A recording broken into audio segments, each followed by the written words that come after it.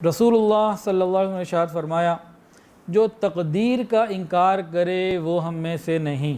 اچھا، تقدیر کے مسئلے کے اوپر بہت لوگ پریشان ہوتے ہیں اور بہت ساری اپنی غلطیاں تقدیر کے ذمے ڈال کے اپنے آپ کو فرشتہ ثابت کرنے کی کوشش کرتے ہیں بہت سارے لوگ۔ مسئلہ مشکل ہے، اللہ کرے آسان سے سمجھ میں آ جائے مجھے بھی اور آپ کو بھی۔ سیدنا علی رضی اللہ تعالیٰ عنہ سے کسی نے پوچھا کہ تقدیر کیا ہے؟ تو اس نے کہا جی مجھے تقدیر کا مسئلہ سمجھا دیجئے۔ وہ شخص 2 پاؤں پہ کھڑا ہوا تھا، آپ نے فرمایا کہ 1 پاؤں اوپر اٹھاؤ، 1 پاؤں پہ کھڑے ہو جاؤ۔ اس نے 1 پاؤں اٹھا لیا۔ پھر آپ نے کہا دوسرا بھی اٹھا دو، کہتے ہیں وہ تو میں نہیں اٹھا سکتا۔ تو حضرت علی نے فرمایا کہ تقدیر کا بھی یہی معاملہ ہے کہ انسان اتنا ہی مجبور ہے اور اتنا ہی مختار ہے، تو کچھ اختیار اس کے پاس ہے لیکن مکمل اختیار نہیں ہے۔ تاہم اس کو تھوڑا سا سمجھانے کی میں کوشش کرتا ہوں۔ کچھ دن پہلے میرے پاس ایک صاحب آئے اور انہوں نے اپنی حرکتیں بتائیں کہ جی کس طرح سے کہیں کسی لڑکی سے تعلق ہوا اور پھر وہ اس کے گھر سے بھی بھگا کے لے کر آئے، اور پوری تفصیلات سنانے کے بعد اس سے انہوں نے چھپ کے شادی بھی کر لی، اور بعد میں شادی کے بعد لڑکی کے ماں باپ کو بتایا گیا، اور سارا کچھ کر آنے کے بعد کافی پریشانیوں میں تھے کہ اب خاندان والے نہ ادھر والے قبول کر رہے ہیں نہ ادھر والے قبول کر رہے ہیں۔ پوری کہانی بتانے کے بعد آخر میں کہنے لگے کہ بھئی شادی تو وہیں ہوتی ہے جہاں اللہ نے لکھا، تو میرا کیا قصور؟ کیوں خاندان والے نہیں مان رہے؟ میں نے کیا کیا ہے؟ تو تقدیر میں لکھا تھا تو مانتے کیوں نہیں سارے؟ ہمیں کیوں برا بھلا کہہ رہے ہیں؟ میں نے کہا بھائی، اولاد نکاح سے بھی ہوتی ہے اور زنا سے بھی ہوتی ہے، تو دونوں میں فرق نہیں ہے، کوئی برابر ہے؟ جس نے پیدا ہونا ہے وہ تو ہونا ہی ہے، دونوں میں فرق نہیں ہے، دونوں میں بہت فرق ہے۔ بعض لوگ کہتے ہیں جی بس نماز پڑھنے کی کیا ضرورت، اگر ہم جنتی ہیں تو جانا ہی جنت میں، اور جہنمی ہے تو پھر جانا ہی جہنم میں، تو نماز پڑھنے سے کیا فائدہ، عبادت کا کیا فائدہ؟ شیطان عبادات اور ان معاملات میں بڑا دھوکہ دیتا ہے۔ وہ کبھی آپ کو یہ دھوکہ نہیں دے گا کہ بھئی اگر جنت اور جہنم کا لکھا ہوا ہے، رزق بھی تو لکھا ہوا ہے، مت جاؤ جاب پہ، مت جاؤ کاروبار پہ، گھر بیٹھے رہو، جو ملنا ہے وہ تو مل کے ہی رہنا ہے۔ کبھی ایسا ہوا؟ اس کے لیے تو سر توڑ کوشش کرتے ہیں۔ ویسے پوچھو جی عبادت، جی اللہ بڑا غفور اور رحیم ہے۔ جی بھائی غفور اور رحیم تو ہے، تو رازق بھی تو وہ ہے، کیا وہ رزاق نہیں ہے؟ رزق کے لیے تو سر توڑ کوششیں کرتے ہیں۔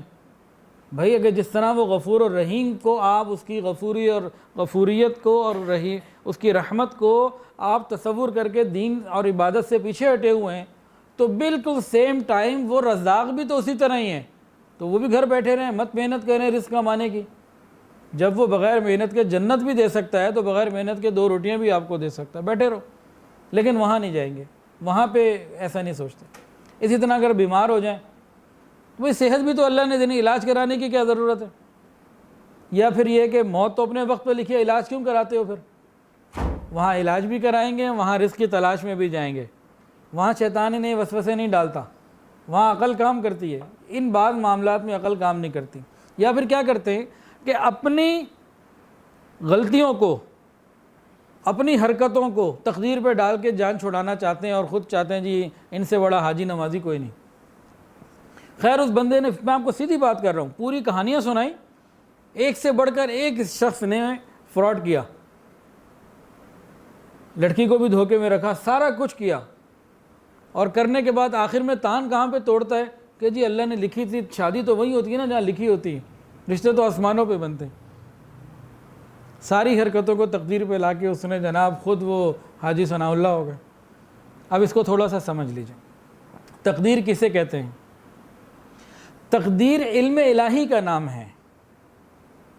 اللہ نے قلم کو کیا کہا، کیا حکم دیا، کیا سنا تھا آپ نے حدیث میں، یاد ہے بھول گئے؟ کیا لکھو؟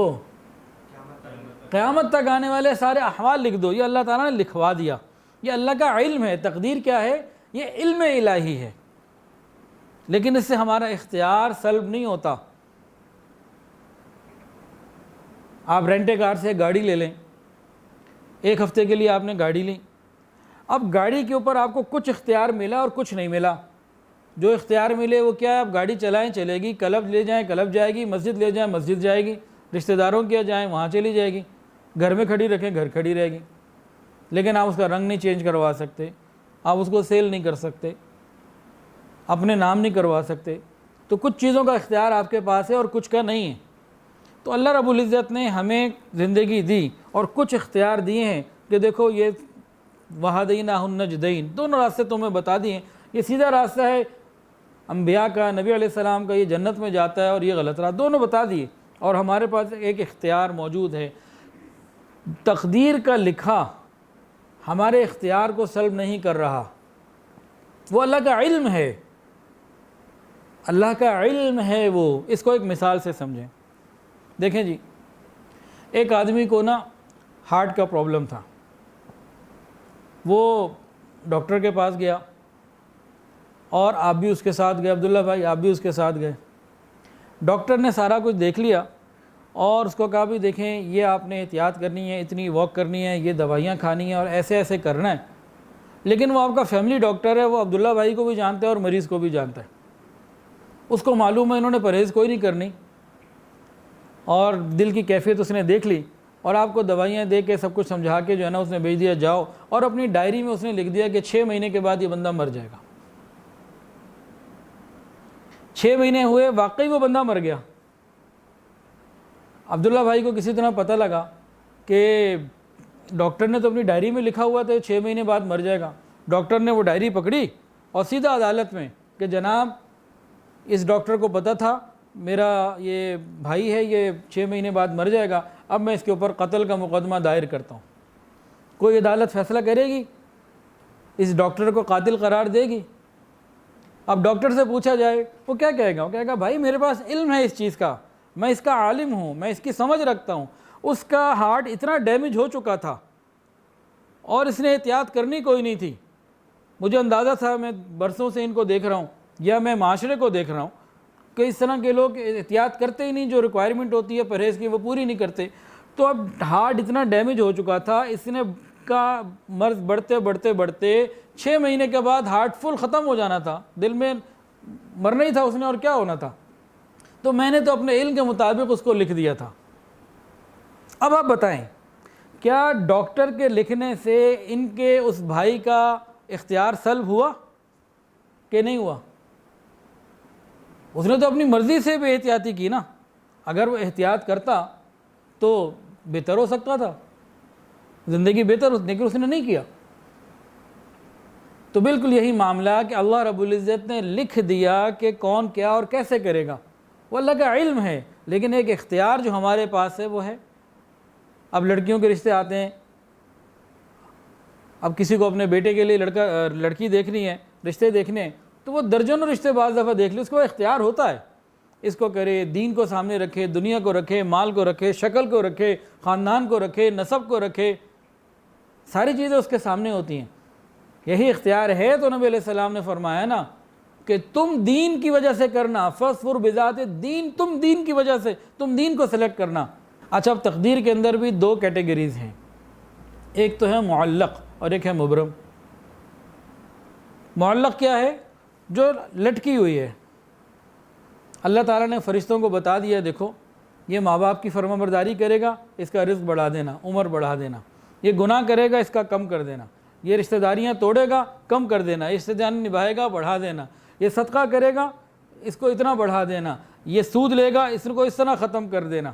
اس کی ترتیب اللہ رب العزت نے ایک خاص انداز سے، جو بھی اللہ کی ترتیب ہے وہ تکوینی انداز جو ہے وہ فرشتوں کو دے دیا، اور دیکھو بھئی یہ نماز پڑھتا رہے گا، اس کو یہ کرتے رہنا، یہ نماز قضا کرتے رہے گا، یہ واپس لیتے رہنا۔ جیسے حدیث کے اندر آتا ہے جھوٹ رزق کو کم کر دیتا ہے، والدین کی خدمت عمر اور رزق میں برکت دے دیتی ہے۔ تو بعض چیزوں کو اللہ نے معلق قرار دے دیا اور کہا دیکھو جیسا میرا بندہ عمل کرے اس حساب سے پلس مائنس کرتے جانا۔ تو ہمارے پاس اختیار ہے، ہاں بعض چیزیں ضرور طے شدہ ہیں، لیکن جو اعمال کے کرنے والی چیزیں ہیں وہ تو ہمارے اختیار میں، اب ہم کریں نہ کریں وہ ہمارے اوپر ہے۔ تو تقدیر کسے کہتے ہیں؟ علم الہی کو کہتے ہیں۔ سب بول دیں تقدیر کسے کہتے ہیں؟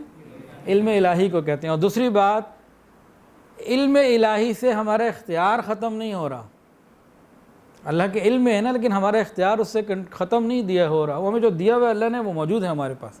حضرت علی رضی اللہ تعالیٰ عنہ عجیب بات ارشاد فرماتے ہیں کہ جو اللہ کے فیصلے پر راضی ہو جائے گا، تو جو اللہ نے فیصلہ کیا تو ہو کے ہی رہنا ہے۔ جو شخص اللہ کے فیصلے پر راضی ہو جائے گا، فیصلہ بھی وہ جو ہونا ہی ہونا ہے، یعنی جو اللہ کی رضا پہ راضی ہو جائے گا، اس کو اس اپنی رضا کی وجہ سے اجر ملے گا۔ ہونا وہی ہے جو اللہ نے کرنا ہے۔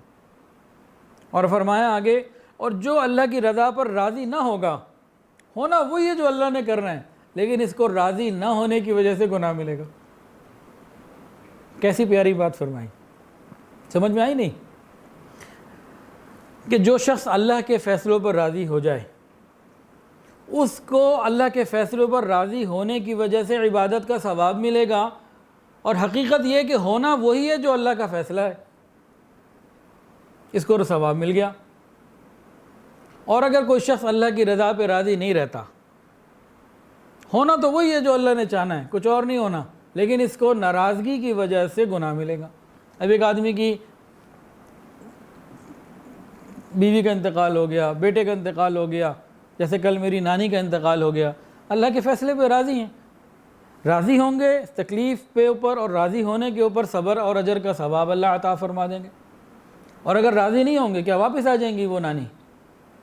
کچھ بھی نہیں ہوگا، لیکن ہم بہت بڑی نعمت سے، ثواب سے محروم ہو جائیں گے۔